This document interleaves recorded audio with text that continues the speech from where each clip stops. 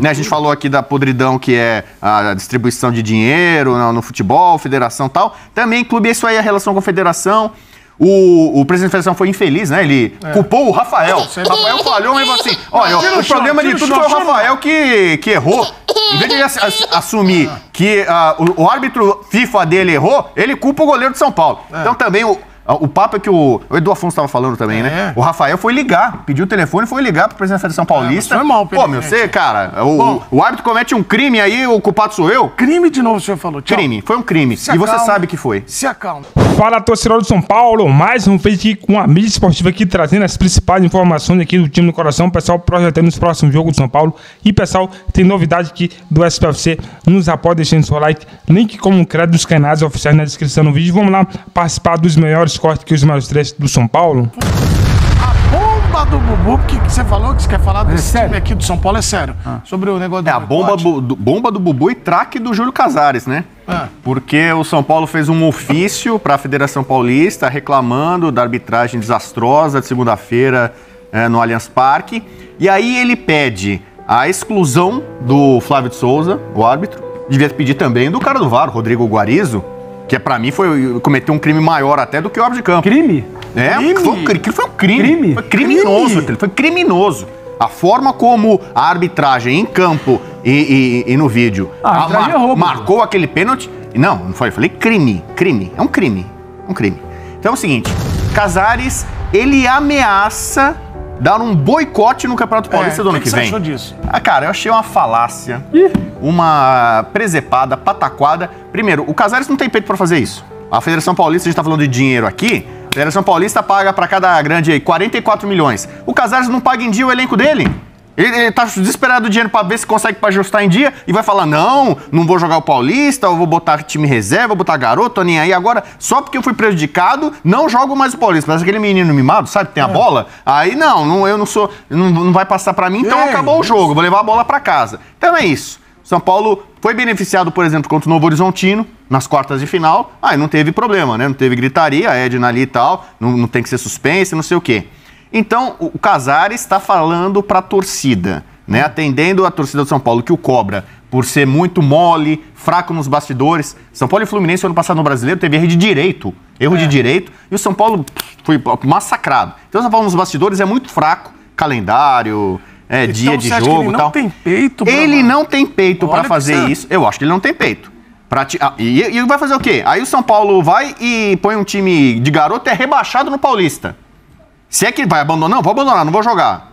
Eu acho que ele não vai fazer isso. Ele não tem coragem de fazer isso. É um tiro no pé da instituição que está precisando de dinheiro. Você vai abrir mão do estadual que dá mais dinheiro nesse país? Entendeu? Então é um absurdo. E aí é só aquela coisa para tentar ganhar uma vantagem ali na frente para mim. Então agora vai lá, faz uma rosguinha, fica de mal. É o choro de garantia? Fica de mal, assim, é de mal. Fica de mal. E aí chega no ano que vem, aí dá o dedinho, fica de bem com a federação, esperando, olha, fomos prejudicados no ano passado, fomos sacaneados. Quem sabe aí nesse Paulista... Quem sabe aí no Pós-16, faz um agrado pra gente, ajuda a gente aí, que aí eu não vou falar que é paulistinho. É assim que funciona. É assim que funciona.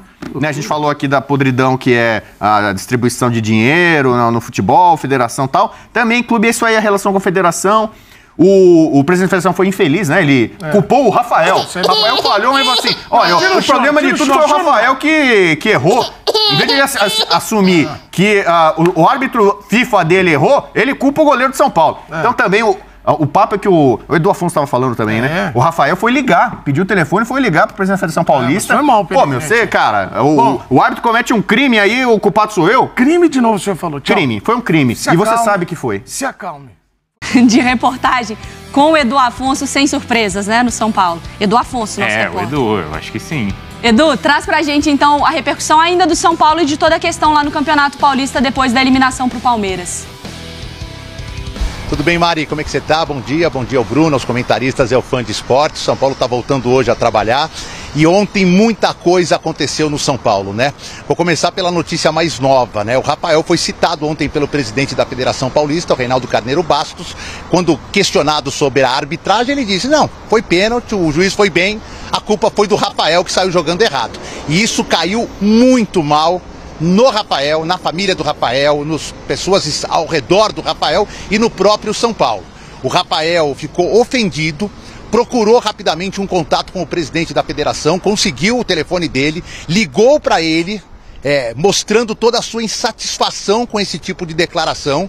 O Rafael, que já foi goleiro da seleção brasileira, titular do São Paulo há quase 3 anos, e isso ficou muito claro nessa ligação. Recebeu sim um pedido de desculpas do presidente. O São Paulo esperava, além da nota oficial do presidente na federação, um vídeo, e não no history que some em 24 horas, um vídeo ali no feed que ficasse gravado da mesma forma que a entrevista dele vai ficar gravada, culpando o Rafael pela polêmica da arbitragem. Isso não aconteceu. Então, essa situação desencadeou outras situações que estavam sendo trabalhadas pelo São Paulo. Desde de manhã, o São Paulo estava preparando uma manifestação contrária à atuação do árbitro e aquilo que aconteceu no Allianz Parque. Com o evento do Rafael no meio da tarde, o São Paulo agilizou isso e agora o São Paulo deixa claro. O seu primeiro objetivo é que Flávio Rodrigues de Souza, o árbitro, seja afastado de todas as competições em que o São Paulo estiver participando. Campeonato Paulista, Campeonato Brasileiro, excluído do quadro da Federação Paulista de Futebol. Essa é a primeira reivindicação. A segunda, fala-se em boicote, mas não é bem a frase que passaram para mim do São Paulo. O São Paulo no ano que vem vai ter a lista A com os principais jogadores, vai ter a lista B com os jogadores formados na base, podem ser até jogadores mais velhos, não importa, desde que sejam formados na base. Por exemplo, o Luan e o Lisiero, que não estão participando do Paulistão, já estão há um bom tempo no profissional, estão na lista B, porque eles poderão participar da janela de exceção de venda agora, antes do Mundial. Então, o São Paulo, a partir do ano que vem, é o técnico que vai determinar, olha, quem vai jogar o Paulistão? Vai jogar o time titular, vai jogar os caras da lista A ou jogam os caras da lista B? Não vai haver compromisso em colocar só os caras da lista A dentro do Campeonato Paulista, claro, uma forma de protesto com tudo o que aconteceu. E mais, mesmo com essa atitude, o São Paulo não vai abrir mão da sua cota do Paulistão, que esse ano foi de 44 milhões, mais 1 milhão e alguma coisinha pelo terceiro lugar obtido no torneio. É a forma que a direção encontrou de protestar contra tudo o que ocorreu na última segunda-feira no Allianz Parque, o erro que acabou tirando o São Paulo da competição. Fora isso, Alan Franco saiu com um trauma no braço, vai fazer trabalho de recuperação, mas não é nada ósseo, é muscular, se recupera a tempo. E o Lucas também tem uma lesãozinha que está sendo avaliada hoje pelos médicos do clube, mas como São Paulo só joga dia 30 contra o Sport, tem bastante tempo para a recuperação dos dois jogadores. Os lances de Palmeiras e São Paulo nos últimos tempos tem 500 mil, né, para lá e para cá. Talvez bem mais para lá do que para cá, mas não é essa a questão. O lance do São Paulo ontem foi deletado? Qual? Do São Paulo. Não dá pra ser deletado, né, Massa? Não dá, né? Ah, tá. Não é diferente, Massini. Não é diferente, Massini, cara. É diferente. Não é um pênalti inventado com 9 opções. Cara, você tá dizendo que foi inventado. Você tá defensivo, você não precisa ficar... Ninguém tá falando do Palmeiras. Eu não tô falando de Palmeiras, eu tô falando dos lances. Então, eu tô falando você voltou voado. VAR, mas é óbvio. Tá bom, porque não tem... volta lá. Não tem juiz pra apitar, Arnaldo. Certo. Quem é que vai apitar? Sei lá, pita o Klaus, pita quem a federação quiser. Não colocaram o Flávio lá? Colocou o Flávio. Sei lá, essa Flávio decidiu, o VAR não salvou. A resposta é essa, sei lá. Sei lá mesmo. É isso. Responsabilidade do chefe da arbitragem da federação que não aparece. Eu sigo achando o Rodrigo Guariz, o Ferreira do Amaral, muito pior que o Flávio de Souza nesse lance. Não, também. Ele tá vendo pela TV. O cara viu 300 vezes. Na TV. O Flávio, de longe, como ele tava muito longe, marcar aquele pênalti, eu acho até que natural. O cara põe uma perna. O cara da TV não tem esse direito. O da TV tá vendo. E tem uma coisa grave que o Rodrigo Guarizo fez, que é o tempo inteiro você vai escutando, isso para mim é o maior erro de algum cara de VAR. Ele tá vendo a atitude de um jogador e ignora a atitude da outra. É obrigação você ver as duas intenções. Peraí, deixa eu parar no Arboleda. Ele põe o pé. Calma aí, deixa eu ver a atitude do palmeirense agora. E ele fica o tempo inteiro, Arboleda, estica a perna, Arboleda, e ele ignora que o do verde deu o mergulho, que forçou o lance. Cara, isso é meio básico do VAR. Eu preciso olhar as duas atitudes. Eu tenho que confirmar o pênalti diante das duas atitudes. Esse cara não forçou nada, tá tudo bem, ele fez o papel dele. E esse outro? Pôs a perna, é pênalti. Mas você olha, você vai escutando, ele ignora que o atacante do Palmeiras fez o que ele fez. Isso pra mim é um erro crassíssimo. No dia que eles tiverem preparo pra isso. Crassíssimo. Não, mas isso eu acho que é o básico da função que você tá falando. Mas aí que tá, eu acho que o que você falou do trabalho em equipe, né? Do Dulcídio, do Armando Marques. E agora as equipes são muito maiores, com recurso tecnológico, o que não adiantou. E também não é só no Brasil, não. Isso existe em outros lugares. A atuação do VAR no Brasil tem sido muito assim, basicamente. Muitas vezes ela se repete. Quando o árbitro do campo é experiente, ele toma a decisão do campo e não quer ouvir o VAR. A não ser que seja ou uma o VAR pipoca para ele. O VAR pipocou. O que o VAR estava fazendo? O VAR estava tentando desesperadamente referendar a decisão do Flávio, né? Ao contrário, por exemplo, do VAR do Corinthians e Santos, já que é o mesmo campeonato, com o Candansan. O cara vai lá, arrebenta o Yuri Alberto, o Zé Ivaldo, o Candansan dá amarelo. Talvez se fosse o Klaus ou o Flávio e o Guarizo lá em cima, olha, não ia chamar pro vermelho.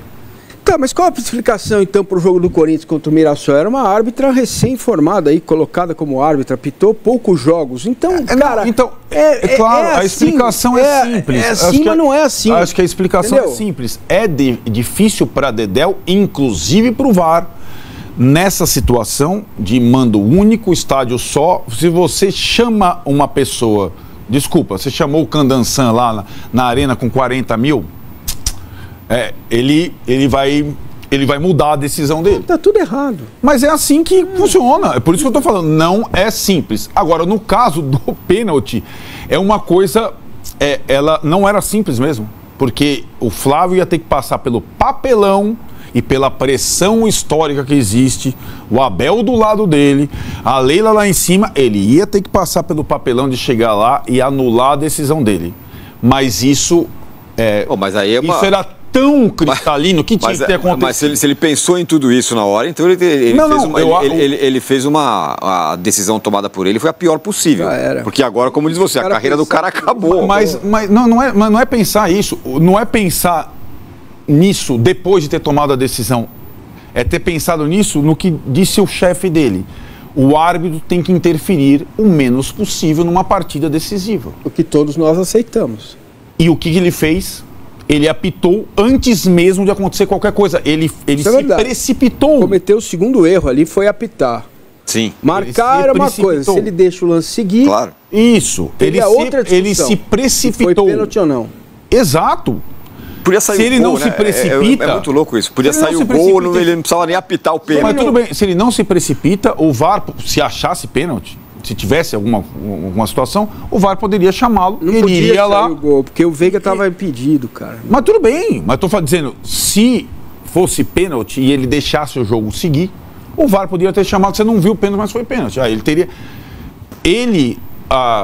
Desculpa, Vessa, mas a responsabilidade maior é do cara. E quem vai se ferrar é o cara. Se o Voaden se ferrou sem ter bandeirinha, sem ter linha de impedimento, imagine o Flávio. O Guarizo, olha, dane-se. Mas o Flávio de Souza vai perder o escudo, vai deixar de parar e apitar jogo grande, porque o que ele fez foi uma aberração. Isso eu tô com massa, eu não sei, cara. Mas sabe o grupo do WhatsApp dos ex-árbitros e tal? Ele tá ferrado. Ele jamais imaginou que fosse uma decisão que tivesse uma unanimidade. Nunca houve uma decisão dessa, né? Sobre especialistas, inclusive, sei lá, o Marcos falou, Felipe Melo falou. Então foi uma unanimidade nacional, acabou para ele. E por que ele foi tão precipitado? Essa foi o primeiro erro. E depois o Guarizo pegou a pá de cal, já que a gente está falando em termos mórbidos ali, e então, mas bateu ele tá mal colocado, né? Se ele tivesse entendido o jogo, que o jogo tinha mudado, que o São Paulo, o Palmeiras ia pressionar a saída de bola. A origem, né? Sim. Eu só ponho o Rodrigo Guarizo porque me veio na cabeça, por exemplo, bateu a mão no Gustavo Gomes. Eram 2 uruguaios, certo? Estavam no apito. Eu até peguei aqui, Silvio Aníbal Truco e Facundo Cello, ou é 2 argentinos. Se o VAR não salva o árbitro, o Palmeiras virava o jogo e ia pros pênaltis. E o cara salvou porque bateu a mão. Ainda bem. E bateu a mão no Gustavo Gomes. Mas eu digo assim, por isso que o VAR tem a sua... Ele tá vendo pelo vídeo. Eu acho que o Guarizo é pior. Mas é diferente aí porque é um lance interpretativo, né? É diferente bater ou não na mão. Bateu na mão no ataque, tem a mas na linha que a recomendação. Ele disse que se o árbitro é maior, salvar, é mas aí, tal. É isso que eu tô dizendo. Ele poderia falar, o cara é grandão. O lance é que existe um vício, maldito vício na arbitragem brasileira, que é como em qualquer outra profissão, certo? Que é o vício do poder. Entendeu? O cara põe o escudo FIFA e acha que é melhor que o outro, porque ele tem um escudo FIFA. Escudo FIFA nem sempre se conquista por mérito. Muita política existe também na arbitragem. Os antigos falam isso, Godoy, claro, os caras contam várias histórias. Entendeu? Então, assim, enquanto a gente não tocar neste ponto, o Flávio não apita mais, o Voaden, o Zé, o Pedro não apita mais. E quem vai apitar domingo, cara? Se for a Edna, vai ser a maior sacanagem da história da arbitragem. O Arnaldo tá certo. Tem que ser o Klaus, dane-se, ele que se vire lá. O Arnaldo tem a solução aqui. Os clubes, o Augusto Melo e a Leila Pereira, devem se reunir com a federação e falar assim, ó, em comum acordo a gente quer o fulano. Bota esse cara pra apitar. Que eu acho uma boa saída. Já que fizeram o acordo pelas datas e tal, não sei o que, vamos jogar na quinta. Você não acha?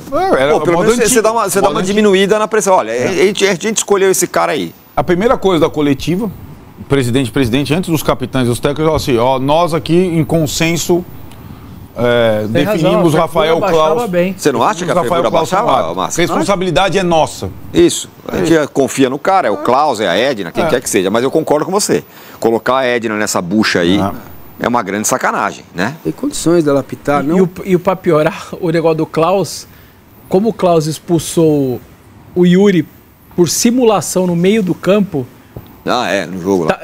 Isso daí que tá um pouco na mente do torcedor do Corinthians, é loucura, né? Pois é, tem isso também. Senhora. Tem isso também, não vai ter. Todo árbitro tá na mente de todos os torcedores, Vessa. É que esse é o último jogo, né? Então não tem jeito, cara. Então, mas essa questão do Flávio, ela também, ela ataca um outro, ela ataca um outro problema também, uma outra defesa nossa de todo mundo. Não, é jogo importante, põe os caras os maiores. Ele era um dos maiores. Agora só sobrou o Klaus. Esse é o argumento que o Arnaldo carregou aqui durante meses. Sim. Isso. Né? E que, quando eu criticava o árbitro, não ele especificamente, mas quando eu fazia a crítica ao árbitro por ter escudo FIFA, porque a gente tinha que cuidar da arbitragem de outra forma, falou, não tem árbitro, tem que pôr os mais experientes. Ok, é um bom argumento. Falei, bom, vamos pôr os mais experientes. E por incrível que pareça, juntar quartas e semi, talvez o jogo que a gente estava mais tranquilo era com o Flávio, né? Na teoria, né? Então, mas aí louco por isso né? Muito mais do que o Candançan.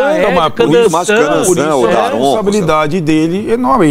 E ele tem lastro, experiência, vivência para entender que ele pode ter acabado com a carreira dele. E ele tem que ser punido. O dia seguinte é o seguinte, esse cara tá fora. Tá fora das finais, não é sair do quadro, não é acabar com o emprego dele. Tá fora das finais, tá afastado. Era o mínimo. Responsabilidade é dele. E vou te falar, hoje em dia... Ele tomou uma iniciativa. O árbitro que é afastado, mas ele só vai ficar afastado 1 mês, 2 meses. Gente, esses caras hoje ganham 8, 10 pau por jogo. O Flávio tava na Libertadores. Se ele perder 2 meses de trabalho, ele perde aí uns... 4 a 5 jogos, nós estamos falando de 50 pau, gente. Não é pouco dinheiro, não. Hoje, quando tira um cara de uma escala, a punição é muito grande, porque eles ganham muito mais do que no passado. Muito mais. O Lucas aqui fala, que ideia B, reticências. E se um time escolhe um árbitro diferente do outro? Os árbitros já ficariam pressionados. Eu vou explicar em palavras mais simples, Lucas, para você entender. Talvez você não tenha entendido. A Leila, o Augusto Melo, o Reinaldo Carneiro... Numa sala fechada. Se reúnem e falam assim... Ô, Reinaldo, eu e o Augusto Melo queremos o Klaus no primeiro jogo e o Candançan no segundo, tá? A gente topou assim. Essa é a ideia.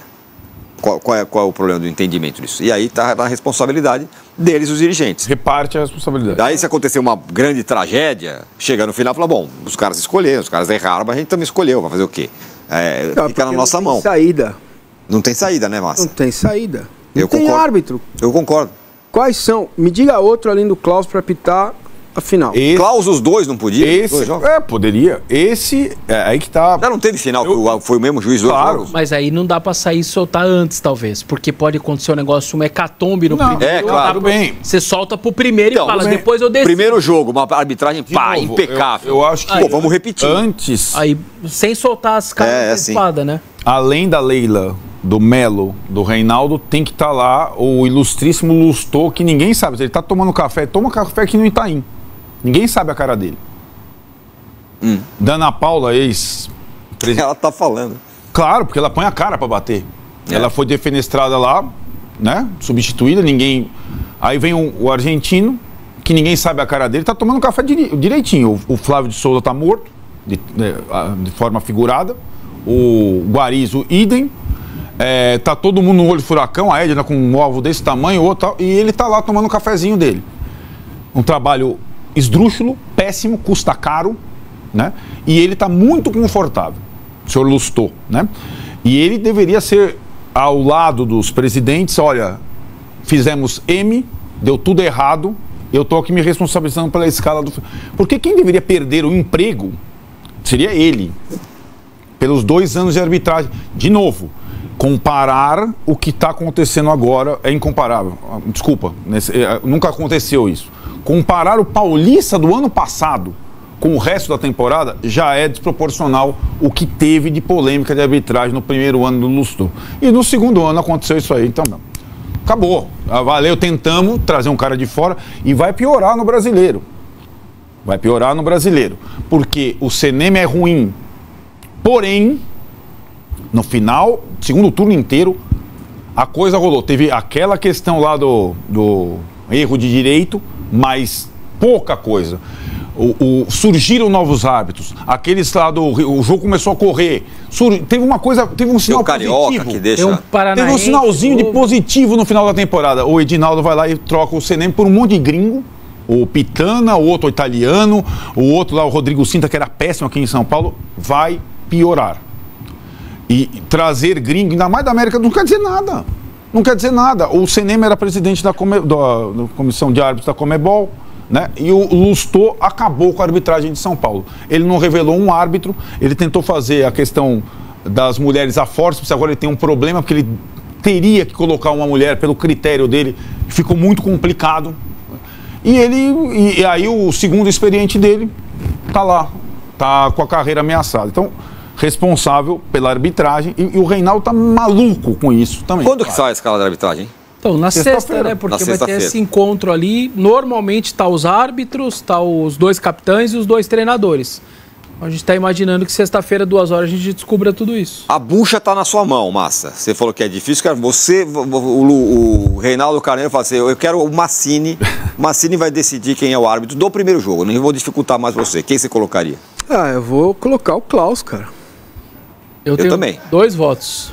3 votos. Eu tenho 2. Você tem o do coração e da razão. O do coração não quer o Klaus. O da razão quer o Klaus. O Randall Neto aqui, palmeirense, sempre assíduo aqui, ele já me mandou a foto do Lustô aqui. A cara do Lustô, a gente não sabe como é que é. Deixa comigo, ele tá de boa, deixa comigo. Tá aí, pessoal, o SPFC agora já visando, pessoal, competição aí. O Tricolor vai ficar esse período aí, né? Mais de 20 dias sem entrar em campo, né, pessoal? E agora tem essa questão envolvendo a arbitragem aí, que vai vir, eu acredito, novas decisões aí, para que o São Paulo não seja mais prejudicado aí, né, pessoal? Não seja mais protagonista de um erro grosseiro aí que deixou um prejuízo gigantesco aí no São Paulo, né, pessoal? Vamos lá. Ex-Palmeiras, Felipe Melo aí é sincero ao comentar pênalti aí em Vitor Roque, né? Abre aspas, isso é lance para... Sincero, né? Felipe Melo encerrou sua carreira como jogador este ano e agora está dando seu primeiro passo aí como comentarista. Ainda assim, o ex-atleta aí tem mantido o mesmo perfil dos tempos em que atuava dentro das 4 linhas. Sempre sincero, Felipe, que atualmente trabalha para a Globo, né? Foi questionado sobre o pênalti aí polêmico na partida entre o Palmeiras e São Paulo, né? Na ocasião, ele foi marcada uma falta duvidosa de Arboleda em Vitor Roque, lance ao qual o VAR sequer chamou o árbitro para a revisão, né? O pênalti acabou sendo guardado por Rafael Veiga aí, e decidiu a partida com o Verdão indo para a final, né? Não obstante, Felipe Melo aí, que possui forte identificação com o Verdão, o lance foi marcado incorretamente, né? Até o próprio Felipe Luiz, né? Que é praticamente aí um dos caras que protagonista do Palmeiras, né? Abre aspas. Eu achei que não foi pênalti, mas isso é lance para o VAR, né? Onde está o VAR? Eu já vi lances como esse na minha época que não tinha VAR, serem marcado ou não, mas hoje temos o VAR, né? Então o próprio Felipe Melo aqui, né, pessoal? Falando aí, né? Que foi um erro grosseiro aí e não poderia ter, né, acontecido, que daria, né, pessoal, a chance de São Paulo ir na final. Pessoal, se você for novo aqui no canal, é um prazer, eu ficando por aqui, nos apoia deixando seu like, logo eu estou de volta aí, trazendo mais informações do SPFC.